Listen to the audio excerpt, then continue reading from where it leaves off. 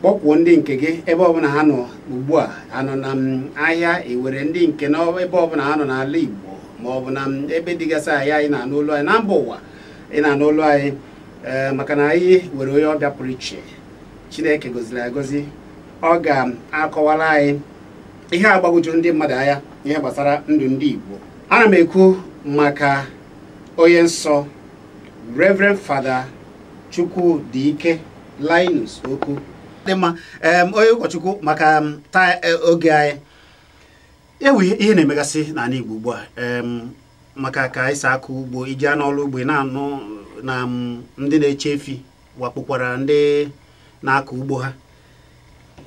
Achọrọ m ka anyị chịkọta tupu anyị agbapụ ekwentị nsogbu dịgasị n'ala Igbo ugbu a na ihe na-eme n'etiti ndị na-eche efi na ndị Igbo ndị na-akọ ugbo. Kedu ihe ị ga-ekwugoro maka ya ka obodo anyị si dị ka ala Igbo anyị si dị?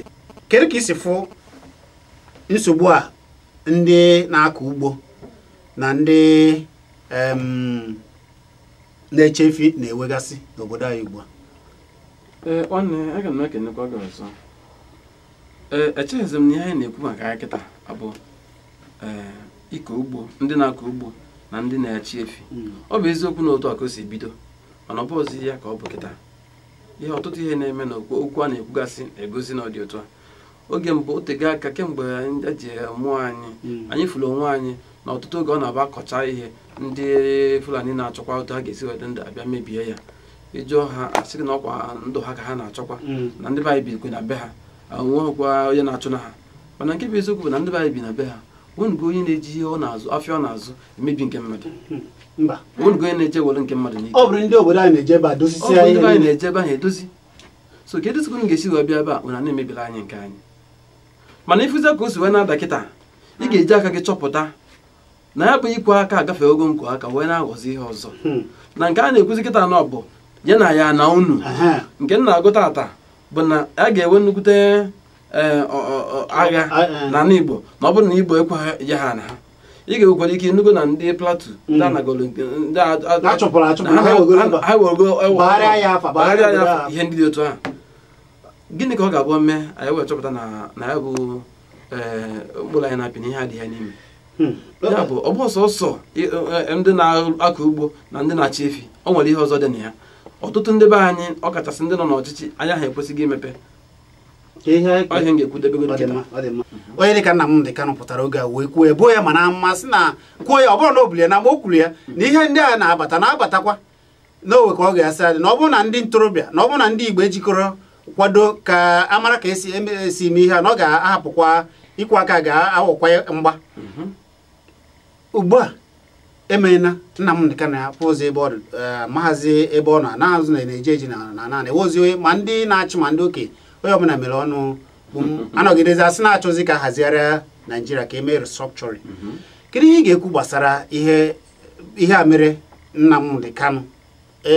Ndị ụkọchukwu ụfọdụ na-ekwu okwu na-ekwugide oge ụfọdụ mana ugbu ewozi ndị na-ekwu n'ụwa bụ ndị ụkọchukwu ewozi ada anụzi onye nke ihe mere. Nwanne m a na-anụ onu ndị a na-anụ na nwere anya were akụ na uche maka egwu ya kịta ọ dịka just na a na-ebu amụma. Ọ bụghị ya. Onye ọbụla nwere akọ ga-ama ebe ihe a na-aga.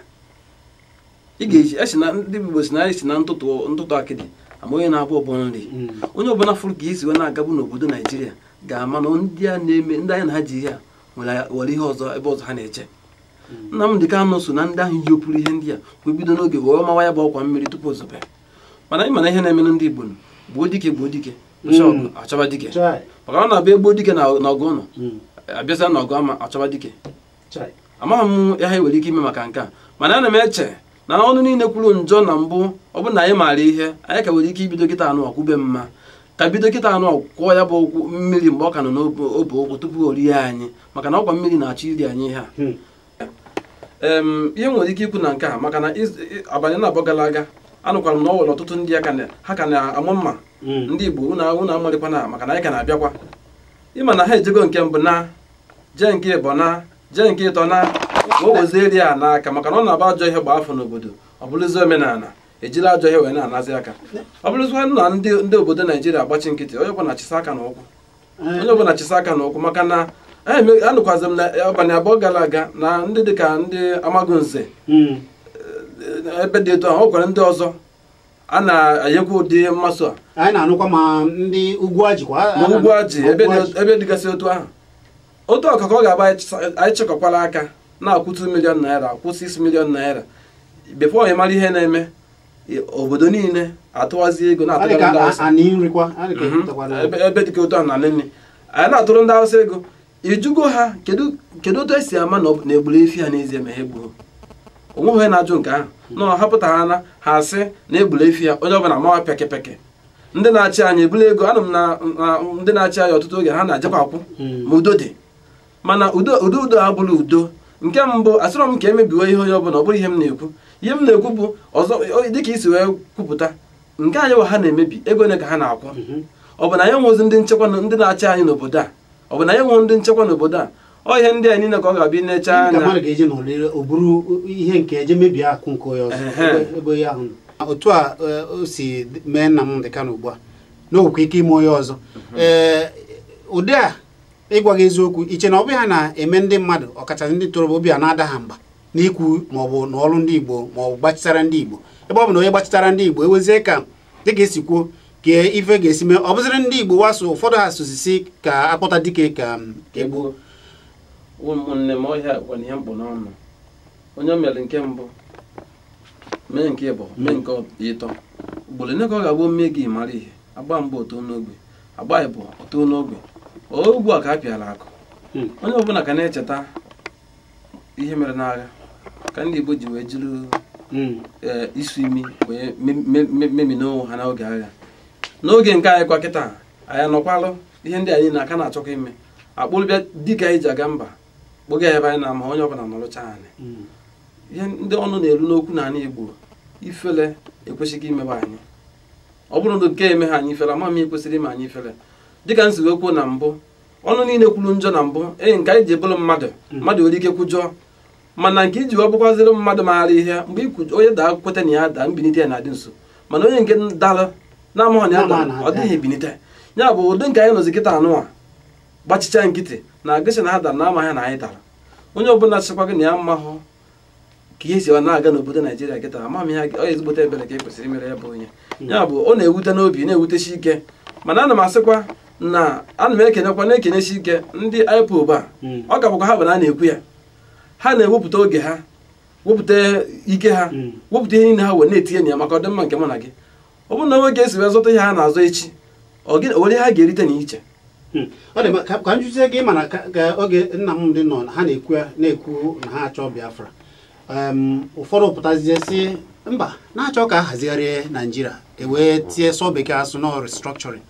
Ka m jụọ gị onye ụkọchukwu, kedu nke ikwenye ka a restructure ka ikwenyere nke a ndị IPOB na-ekwu Biafra? Nke bụ eziokwu ma ọ bụ na ịchọ ịkpọ eziokwu afa bụ na kedu gịnị bụ obodo ndị oyibo dị owe ka ha si akọwa kọntrị ha si na ọ bụ otu nke bụrụ ofu akụkọ ọdịbendị, ya bụ history nation. Okay, nation. Nigeria is regarded as a nation. Nation bụ na ndị nwere ofu akụkọ, ndị nwere ofu omenala, ofu obi ka anyị were kene ofu obi. Onye ọbụla bi n'ala Igbo kemgbe anyị ji bibe n'ime obodo Naijiria ekwesịghị ịma na ụmụ ihe jikọrọ capital B na ahịa a na-ekwu anyị dị iche.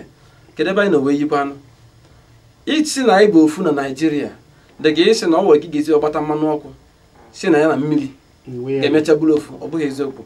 Anyị mego ya mmekwa ọwọkụ isi na n'obodo Naijiria bụ ofu dịka iwere atụrụ na agụ tie ha n'ofu ụlọ si ha biri ịmara ihe ga-eme. Isi n'obodo Naijiria bụ ofu dịka ịkpụta atụrụ were ya dobe n'ofu na ebe idowere ji si na ha ma nta onwe ha. Nke bụ eziokwu bụ na ọ ga na-ewenata nke na-ata afụfụ. Ya bụ ọ bụ na anyị emego ihe a wanekwa ya ruo taa, oge erugo mgbe anyị ga-eji wee mmalụ na ọnụ ya awa ọkụ. Ya bụ eziokwu dị na ya bụ onye ọbụla doziga n'onwe ya ọfụma tobezienụ. Ọ bụrụ na anyị eme ihe dị otu a anyị ka gafego ebe anyị nọ kịta. Ya bụ na ihe a na-ekwu bụ onye ọbụla restructure na ịkwadoro ya. Isi na ọ bụ restructure ọ bụ na otu a ka anyị ga-esi wee were ụwa anyị mma, mana mụ ejigola ya ka eji afụ ihe dị n'akpa fụ na onye Awụsa dụghị nkwadebe nye gị restructure, ọ dịghị nkwadebe inye gị ya. Anyway, ọ dị mma. Dịka esi ịma na n'oge gboo, oge Zik na Awolowo Tafawa Balewa, onye ọbụla na-agbasi mbọ, mpaghara obodo ọbụla akpọ region na-agbasi mbọ ike. Oge ọkpara ha nọ, ha were akị be anyị, mmanụ be anyị, dozigasị ụmụ ihe nke aka fụla anyị. Ihe ndị ọ bụrụ na ị ga-ihe ntị nkwulu ọfụma, ị ga-eme ebe m na-eche. Ọ dị mma. Ọ bụrụ na emewo nke ahụ, ọ dị mma, mana mmụọ ma ha agwa m na ọ ga-ekwe omume. Dịka nsi wee kwuo na ewu na atụrụ, ewu na agụ anaghị ekwesịghị ibi n'ofu ụlọ. Ọ dị mma. Ọ dị mma.